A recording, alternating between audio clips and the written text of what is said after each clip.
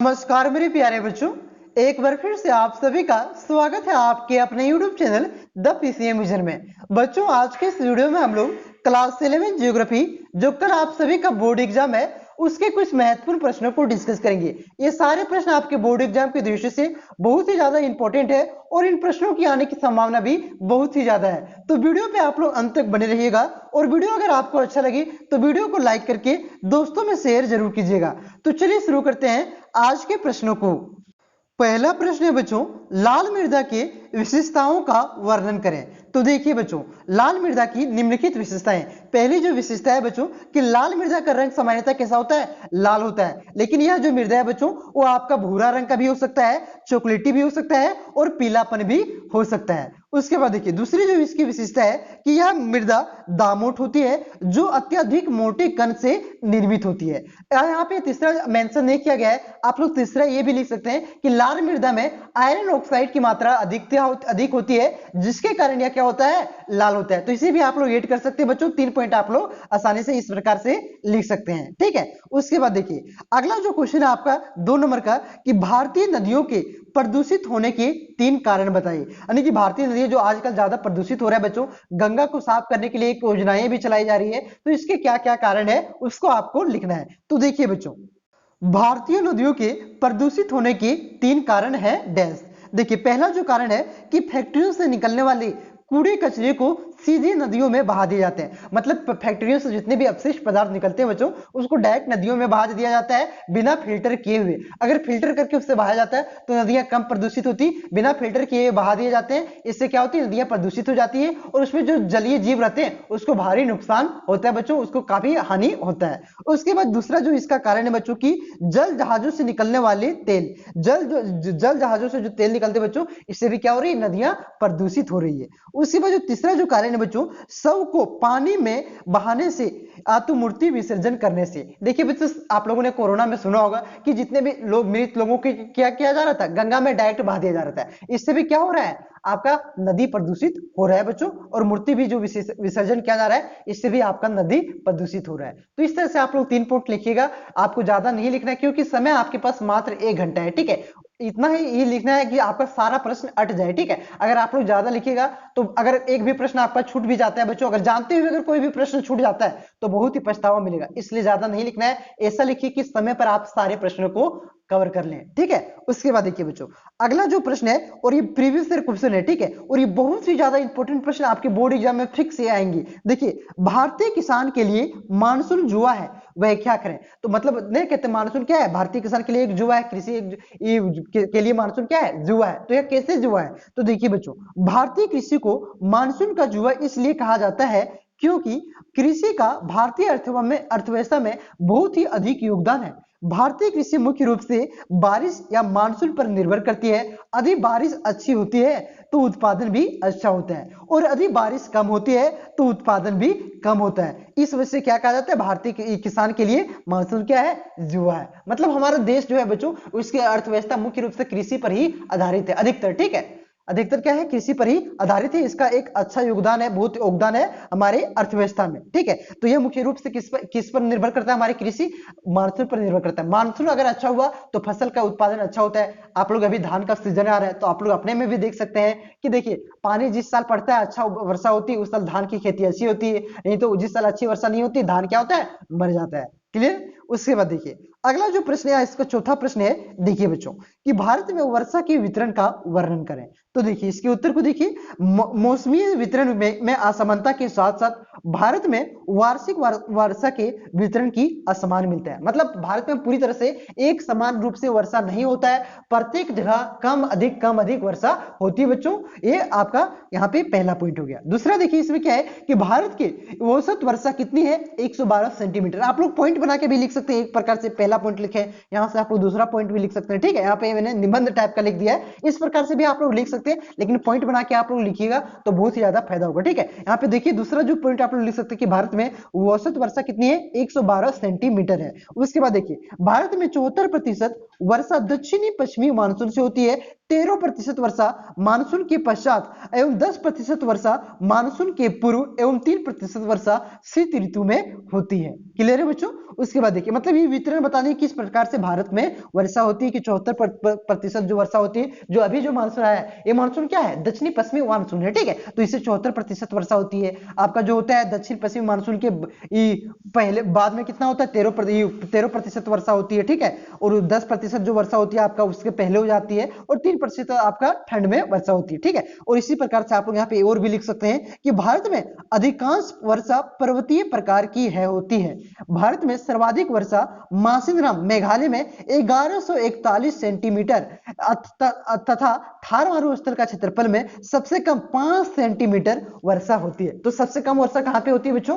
आपका थार मरुस्थल में होती है। कितनी होती है? 5 सेंटीमीटर होता है। सेंटीमीटर में वर्षा को मापा जाता है, ये इसके स्केल है, ठीक है। आप जो नापते हैं दूरी वो सेंटीमीटर नहीं, इसका भी कुछ स्केल है मापने के लिए, इस वजह से इस तरह से प्रयोग किया जाता है, ठीक है। तो सबसे अधिक कहां पे? मासिनराम। ये विश्व में सबसे अधिक वर्षा भी मासिनराम में होता है। कितना होता है? 1141 सेंटीमीटर, ठीक है। तो इस प्रकार से इंपॉर्टेंट पॉइंट यहाँ पे सिर्फ डाला गया। इंपॉर्टेंट पॉइंट अगर आप डालते हैं 2 पॉइंट लिखते हैं बच्चों, तो आपका नंबर नहीं कटेगा। क्लियर है? उसके बाद देखिए अगला क्वेश्चन है बच्चों कि मौसम और जलवायु में अंतर स्पष्ट कीजिए। और ये बहुत ही ज्यादा इंपॉर्टेंट क्वेश्चन है। बांगर और खादर में अंतर स्पष्ट करें, मौसम और जलवायु में अंतर स्पष्ट करें। इससे पहले आपका 2 वीडियो और आ चुका है, जिसमें पहले हम लोगों ने 1 नंबर वाले प्रश्नों को डिस्कस किया था।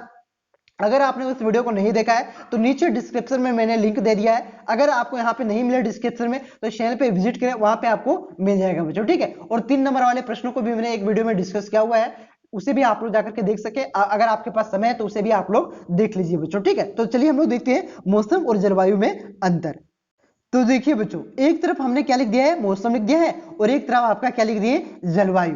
तो मौसम किसे कहते हैं पहले आप लोग समझिए। अभी दिन है, ठीक है, अभी दिन है, अभी मान के चलते क्या है? पूरा मौसम साफ है, मतलब अभी वर्षा नहीं हो रही। और अभी देखिए आज शाम को अचानक वर्षा होगी, तो ये जो परिवर्तन आपको देखने को मिला वो क्या है?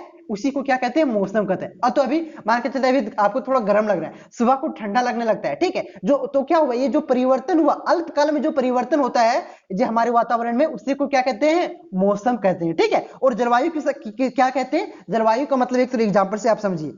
जैसा कि आप सभी ने सुना होगा बच्चों कि आज से 50 साल पहले इतनी गर्मी नहीं पड़ती थी, ठीक है, लेकिन आज इतनी गर्मी पड़ रही है। 50 साल के हाईएस्ट पर यह गर्मी है। 50 साल पहले इतनी गर्मी नहीं पड़ती थी। तो ये जो परिवर्तन हुआ 50 साल में, इतनी जो गर्मी बढ़ी, जो लॉन्ग टाइम में परिवर्तन हुआ, उसी को क्या कहते हैं? जलवायु कहते हैं। लेकिन आमतौर पर माना जाता है कि जलवायु 15 साल में परिवर्तन होता है, ठीक है। उसके बाद देखिए इसमें आगे लिखा गया है दूसरा जो इसका पॉइंट है, अंतर है। देखिए मौसम में परिवर्तन जल्दी जल्दी होता है। मैंने आपको बताया कि 1-2 दिन में हो जाता है, तो कह सकते हैं आपका ये 2-4 घंटा में मौसम में परिवर्तन हो जाता है, जैसे जैसे एक दिन में या तो 1 सप्ताह में, ठीक है। वहीं जलवायु परिवर्तन 50 या इससे अधिक वर्षों में होता है, ठीक है। तो कितने वर्षों में जलवायु परिवर्तन होता है? 50 वर्षों में, ठीक है। क्लियर है? कहीं कहीं आपको 15 वर्ष, लेकिन एग्जैक्ट डाटा इसका 15 वर्ष होना चाहिए। आप अगर आप पढ़िएगा इन्वायरमेंटल साइंस, तो वहां पे जलवायु के बारे में 15 वर्ष लिखा गया, ठीक है। तो अलग अलग लिखा हुआ, कहीं कहीं आपको 30 वर्ष भी मिला होगा, ठीक है। तो 15, 30, 50 कुछ भी आप लोग लिखिए, लेकिन आपको लॉन्ग टाइम में ही लिखना है। लॉन्ग टाइम में ही जलवायु परिवर्तन होता है। उसके बाद देखिए बच्चों, अगला है, देखिए किसी एक प्रदेश में मौसम में बार बार परिवर्तन होता है। बार बार क्या होता है? परिवर्तन होता है। जबकि किसी क्षेत्र में जलवायु में भिन्नता नहीं पाई जाती। मतलब यहाँ पे अगर आप झारखंड में है तो वही जलवायु आपको मिलेगा, अगर आप दिल्ली में है तो वही जलवायु मिलेगा। जबकि अगर आप देख सकते हैं कि यहाँ पे क्या है, अभी वर्षा हो रही है, तो आपको दिल्ली में अभी वर्षा नहीं मिलेगा। इसी को क्या कहते हैं? मौसम कहते हैं। ये आपका डिफरेंस हो गया। उसके बाद चौथा जो डिफरेंस है इसमें बच्चों कि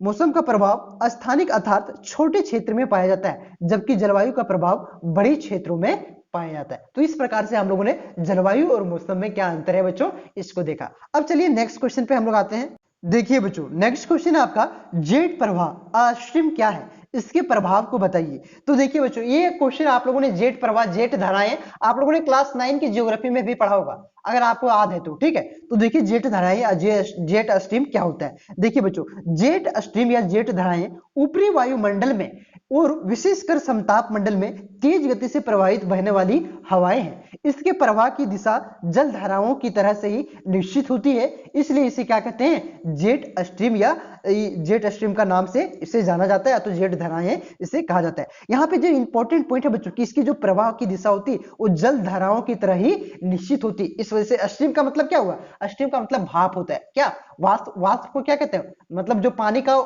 ये गैस रूप है उसी को क्या कहते हैं, स्ट्रीम कहते हैं। ठीक है, तो इसका क्या होता है, जो धारा है, इसका जो दिशा है बच्चों वो जल की धाराओं की तरह ही निश्चित होता है, इसे क्या कहते हैं, जेट स्ट्रीम कहते हैं। देखिए जो जेट स्ट्रीम है बच्चों, जो जेट प्रवाह वर्षा की मात्रा तथा उसके वितरण को प्रभावित करता है। इसका जो प्रभाव है कि ये क्या करता है, ये वर्षा की मात्रा और उसके वितरण पर, मतलब यहाँ कहाँ कितना वर्षा होना है, ये कौन प्रभावित करता है, जेट प्रवाह प्रभावित करता है बच्चों। उसके बाद देखिए सातवां जो प्रश्न है कि पश्चिम व मध्य भारत में ज्यादा सूखे क्यों आते हैं। तो देखिए बच्चों, पश्चिम व मध्य भारत में कम वर्षा होती है, जिसके कारण भूतल पर जल की कमी होती है। कम वर्षा, अत्यधिक वाष्पीकरण और जलाशयों तथा भूमिगत जल की अत्यधिक प्रयोग से सूखे की स्थिति पैदा होती है। पश्चिमी भागों में मरुस्थलीय तथा मध्यवर्ती भाग पठारी भाग है। इन दोनों क्षेत्रों में जब वर्षा कम होती है तो सूखा की स्थिति उत्पन्न हो जाती है। तो इसका मुख्य कारण क्या है बच्चों, यहाँ पे देखिए आपका जो पश्चिमी क्षेत्र है राजस्थान तरफ, वहां पे क्या है, मरुस्थल यानी कि रेगिस्तान है, और जो आपका इधर जो आपका पूर्वी मध्यवर्ती भाग है बच्चों, ये क्या है, पठारी क्षेत्र। देखिए हम लोग भी क्या, छोटानागपुर पठार में स्थित है, तो ये पठारी क्षेत्र है, और यहाँ पे अगर कम वर्षा होती है तो क्या होती है, सूखे की स्थिति पैदा हो जाती है। और यहाँ पे मैंने आपको बताया कि कम वर्षा होता है, अत्यधिक वाष्पीकरण होता है, इस वजह से यहाँ पे पश्चिमी तथा मध्य भाग में क्या होती है, आपका सूखा पड़ता है बच्चों। उसके बाद देखिए आठवां प्रश्न है, बहुत ही इंपॉर्टेंट प्रश्न है, और ये आपका 5 नंबर में पूछा जा सकता है, तो 3 नंबर में पूछा जाएगा, तो आप लोगों को इतना नहीं लिखना है, कट करके लिखना है, ज्यादा नहीं लिखना है। ठीक है, 5 नंबर में पूछा जाएगा तो इतना आप लोग लिख दीजिएगा, दोनों में पूछा जा सकता है, इस वजह से मैं आपको बता रहा हूं। तो देखिए बच्चों कि पश्चिमी राजस्थान में बहुत कम वर्षा होती है, कारण बताइए। एक क्वेश्चन इसी तरह से आपका था कि तमिलनाडु में शीत ऋतु में वर्षा होती है, तो कारण बताइए। तो वो क्वेश्चन मैंने आपका पिछला वीडियो में करवाया हुआ है, उसको भी देखिए, वहां पे और भी ज्यादा इंपॉर्टेंट क्वेश्चन को मैंने करवाया हुआ है। ठीक है, आप एक ही वीडियो देख करके जाइएगा और बोलिएगा कि सर आपका क्वेश्चन बोर्ड एग्जाम में नहीं भिड़ा, एक दो क्वेश्चन भिड़ा, तो ऐसा नहीं ना होता है। सारा वीडियो देखिए, अगर 5 ही में दे दिया, 5 ही में दे दिया, मैं मान के चलते 5 क्वेश्चन मैं आपको दे रहा हूं और बोलूंगा 5 में 5 आ गया, ऐसा संभव है क्या, नहीं, ये फेंकने वाली बात हो जाएगी कि 5 दिया हूं 5 आ जाएगा। ठीक है, ऐसा नहीं होता है। मैं आपको 20 क्वेश्चन दूंगा, उसमें 5-6 क्वेश्चन आएंगे ही आएंगे, और ये फिक्स आएंगे। ठीक है, वैसे ही इंपॉर्टेंट क्वेश्चन मैं आपको करवा रहा हूं, तो उस वीडियो को भी आप लोग देखिए बच्चों, उसमें भी इंपॉर्टेंट क्वेश्चन है। और 1 नंबर वाले क्वेश्चन देखिए, 1 नंबर किसे, जो आपका हिस्ट्री में 2 नंबर वाले क्वेश्चन है। ठीक है, आपका इकोनॉमिक्स में भी 2 नंबर वाले क्वेश्चन, उसी को इसमें 1 नंबर कर दिया गया है, तो इसमें आपको ज्यादा नहीं लिखना है, क्योंकि आपका देखिए बच्चों टोटल नंबर का यहाँ पे प्रभाव है। जियोग्राफी में आपका टोटल नंबर कितना है, 35 नंबर का है, और आपका हिस्ट्री में जो टोटल नंबर है बच्चों 40 है। तो वही जो यहाँ पे हिस्ट्री में आपका 2 नंबर वाले क्वेश्चन थे, 1 से 7 तक का जो क्वेश्चन था वो 2 नंबर का था, वही आपका जियोग्राफी में क्या कर दिया गया है, क्वेश्चन नंबर 1 से लेकर के 7 तक जो 2 नंबर हिस्ट्री में था उसे 1 नंबर कर दिया गया। तो यही 5 नंबर यहाँ पे ये घटाया, प्रैक्टिकल में आपको 5 नंबर दे रहा है, तो वही 5 नंबर इधर घटा दिया, वही, ज्यादा कुछ अंतर नहीं है। ठीक है, इस वजह से इसमें 1 नंबर कर दिया। तो 1 नंबर वाले क्वेश्चन में 1 वर्ड में उत्तर देने का प्रयास कीजिएगा, ज्यादा नहीं लिखिएगा। मेरा कहने का मतलब यही है कि आप लोग ज्यादा मत लिखना है, ठीक है, नहीं तो आपका समय चला जाएगा और पूरा लिख भी नहीं पाइएगा। देखिए बच्चों, देखते हैं इसके आंसर को कि जब मानसून बंगाल की खाड़ी से शुरू होकर राजस्थान की ओर जाता है, तब वह राजस्थान में प्रवेश करने से पहले ही अपनी सारी आर्द्रता गंगा के मैदान में समाप्त कर चुका होता है। हम लोगों ने पढ़ा था बच्चों कि भारतीय मानसून की विशेषताओं को बताओ, तो वहां पे एक विशेषता हम लोगों ने पढ़ा था कि देखिए जब मानसून क्या होता है, जब समुद्र तटीय से जब क्या होता है वो दूर जाने लगता है, तो क्या होती है वो जो वर्षा की जो घनत्व होता है बच्चों, जो वर्षा होती है वो कम होती जाती है। ठीक है, तो उसी प्रकार से क्या होता है, जब बंगाल से खाड़ी से उठता है तो पहले क्या होता है, गंगा के मैदानों में या पहले ही गिर जाती है, वहां जाते जाते कम हो जाती है। वही यहाँ पे लिखा हुआ है देखिए। इसके साथ ही अरब सागर से जो भी मानसूनी हवाएं राजस्थान की ओर आती है, उन्हें बीच में कोई भी अवरोध नहीं मिलता है, इसलिए वह राजस्थान में बिना कोई वर्षा किए ही आगे बढ़ जाती है।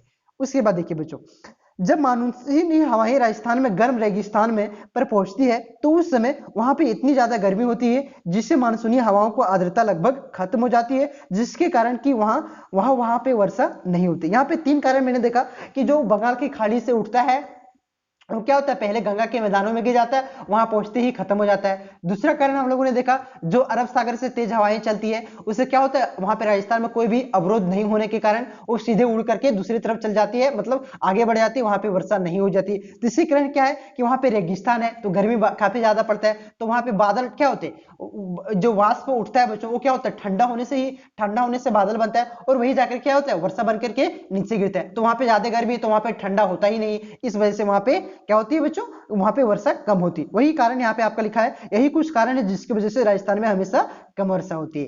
क्लियर है बच्चों? तो 3 पॉइंट यहाँ पे मैंने बताया आपको, बहुत ही इंपॉर्टेंट पॉइंट था। तो यहाँ पे आपका इंपॉर्टेंट क्वेश्चन आपका यहाँ पे खत्म हुआ बच्चों। अगर आपको वीडियो जरा सा भी अच्छा लगा तो वीडियो को लाइक करें, दोस्तों में शेयर जरूर करें, ताकि मुझे भी प्रॉफिट हो, मुझे भी, मेरा भी मोटिवेशन बढ़े कि हाँ बच्चे ज्यादा वीडियो देख रहे हैं। ठीक है बच्चों, तो इसके बाद अभी और 1-2 वीडियो आपका आएगा, अगर आपके पास समय है तो उस वीडियो को भी देख लीजिए। अगर आप लेट से देख रहे हैं तो आप देख लीजिए, प्लेलिस्ट को चेक कीजिए, नीचे डिस्क्रिप्शन में दिया हुआ है, वहां से आप लोग जाकर के देख सकते हो, नहीं तो चैनल पे आप लोग विजिट करें, वहां पे आप लोग उसे जाकर के देख सकते हैं बच्चों। तो मिलते हैं नेक्स्ट वीडियो में, तब तक के लिए धन्यवाद, ऑल द बेस्ट आपके एग्जाम के लिए।